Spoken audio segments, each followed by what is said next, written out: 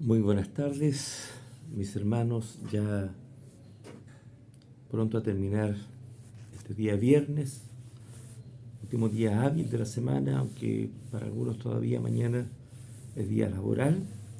Pero de igual manera estamos ya preparándonos para celebrar el día domingo, el culto al Señor, el primer domingo de Adviento, donde también en nuestro programa, nuestro calendario de cultos de los días domingos, comenzamos esta nueva serie previa a Navidad, esta serie de Adviento, muy necesaria, muy importante en el calendario litúrgico de la Iglesia Reformada. Así que les animo a participar del culto del domingo. El Señor nos guíe y nos prepare para rendir un culto como es digno del Señor.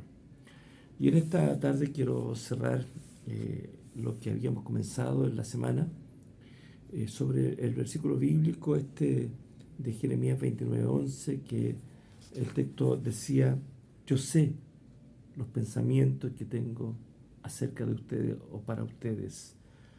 O podemos traducir: yo sé los planes que tengo para ustedes. Les dije en esa primera ocasión de que íbamos a tomar esta expresión primero, esta expresión inicial del texto, yo sé.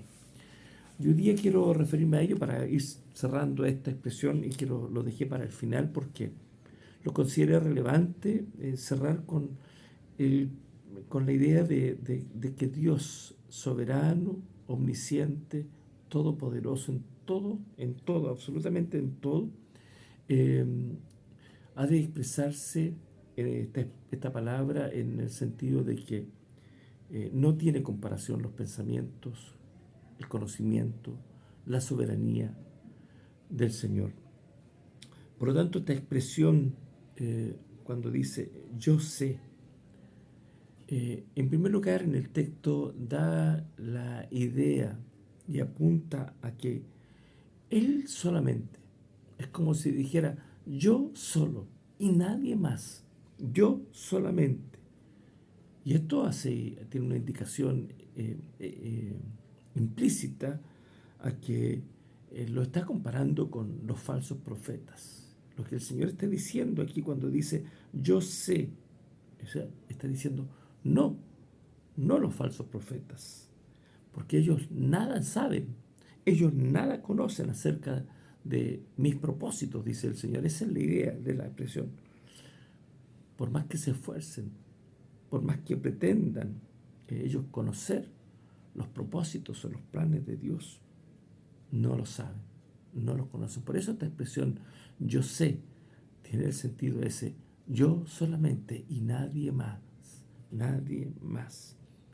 La Reina Valera traduce eh, yo sé los pensamientos que tengo. Y decíamos que esta expresión tiene que ver con los planes, con los propósitos, con lo que Dios ha determinado. Y es una insinuación muy directa hacia los judíos, hacia lo que los judíos creían, pensaban, sentían y vivían, porque ellos no tenían pensamientos de paz.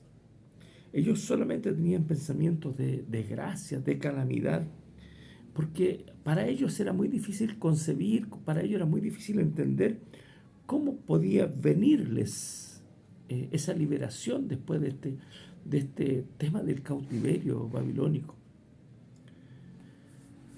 Y el Señor, con esta expresión, pretende aludir o hacer referencia particularmente a los judíos, por su condición, por su forma de pensar, por su forma de sentir. Y en la Escritura nosotros aprendemos que particularmente dos, diríamos, en el contexto judío también, dos son las enfermedades morales o espirituales que el hombre experimenta y vive. Es la vana confianza, y la segunda es la desesperación. La vana confianza, porque así lo vivieron los judíos, es decir, cuando Dios amenazó y les dijo que esto va a pasar, bueno, y después ellos estuvieron tranquilos, no se angustiaron. Pero cuando experimentaron el cautiverio, ellos pensaron que prontamente iban a ser liberados, ya iba a salir de todo, iban a salir de esta condición. Pero cuando el tiempo se alargó, ellos entraron a lo segundo. Pasaron de esta vana confianza en ellos mismos y en las circunstancias, pasaron a la desesperación.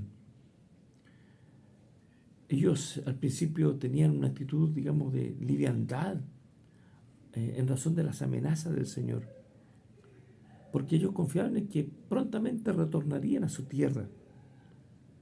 Pero cuando desaparece esa confianza después de algún tiempo, entraron en un sentimiento, en aspectos donde prácticamente el desaliento se apoderó de sus mentes, de su corazón. Por lo tanto, cuando Dios les promete esto y dice, al final del texto, dice, para darles un futuro de esperanza, o como dice el texto bíblico, la Reina Valera, a fin de que el futuro que ustedes esperan. Esto apunta a un fin y que tiene que ver con expectación, con esperanza. Y esto es el fin, ese fin especial que Dios tenía para ellos, tal como ellos anhelaban volver a su tierra. Así que, mis hermanos, hoy día, al concluir esta serie de reflexiones de esta semana, podemos cerrar con lo siguiente: considerar, tomar algo que Dios dijo y decir que tiene una interpretación, decir otra cosa, decir algo distinto, decir algo que Dios no ha dicho. Es propio y es característico de los falsos profetas. Estos falsos profetas que hicieron falsas promesas en el nombre del Señor. Y tenemos textos en el mismo libro del profeta Jeremías, en el capítulo 28, el caso de Ananías. Por lo tanto, mis hermanos amados, si usted y yo queremos hablar acerca de la providencia de Dios, esto que tiene que ver con los planes, cuando dice, yo sé los planes que tengo para ustedes. Si queremos hablar acerca de la providencia de Dios, debemos buscar todos aquellos textos, versículos, pasajes bíblicos que son absolutamente claros en cuanto a lo que Dios sabe, a lo que Dios ha dispuesto, a lo que Dios ha prometido claramente. Aquello que nos indica claramente cómo el Señor provee en su misericordia y en su providencia. Textos del Nuevo Testamento que nos hablan de la providencia de Dios, que Él constantemente, frecuentemente y no falla, sostiene su creación, sostiene todo lo que Él ha creado, es decir, Él sustenta el universo para que el universo continúe existiendo hasta el día que el Señor así lo ha determinado. Los evangelios nos hablan de esta providencia divina, cuando en la oración del Padre Nuestro el Señor enseñó a decir, el pan nuestro de cada día, dánoslo hoy. O luego dice, no estéis afanados por el día de mañana, que habéis de comer. Ustedes valen mucho más que esas flores, que las aves del campo. La Biblia nos dice que Él va a proveer, de tal manera que va a suplir todas nuestras necesidades, todas aquellas necesidades cotidianas. Hermanos amados, en esta providencia divina, que tiene que ver con lo que Dios ya ha determinado, estos planes eternos, estos que es bien para sus hijos, nos dicen que Dios también se encarga de ordenar nuestros pasos mientras nosotros peregrinamos en este mundo. Así es. Él enderezará nuestras veredas. Nos dice que no confiemos en nuestra propia prudencia, sino que Él enderezará nuestros caminos. Por lo tanto, mis queridos hermanos, podemos cerrar ahora con algo que es absolutamente concluyente. La provisión más grande, más maravillosa de todas, se encuentra en algo que está contenido en toda la Escritura. Está centrado no en los bienes, no en las cosas, no en las cosas temporales y cotidianas que tenemos a día o que esperamos día a día, sino en la persona de Jesucristo. Si usted y yo necesitamos ver la mano providencial del Señor, solo basta que miremos la cruz. Solo basta que miremos la cruz del Calvario y observemos cómo el Señor proveyó del regalo más maravilloso, más grande de todos, incomparable. Así es, mis hermanos. Si nos aproximamos a celebrar Adviento y celebrar posteriormente Navidad, el mejor regalo del Señor es Jesucristo. Y en estos aspectos propios de lo que fue Jesucristo en la cruz del Calvario, desde su nacimiento mismo, naciendo en un pesebre, en una pesebrera, junto a los animales, Jesús, mis hermanos, se humilló.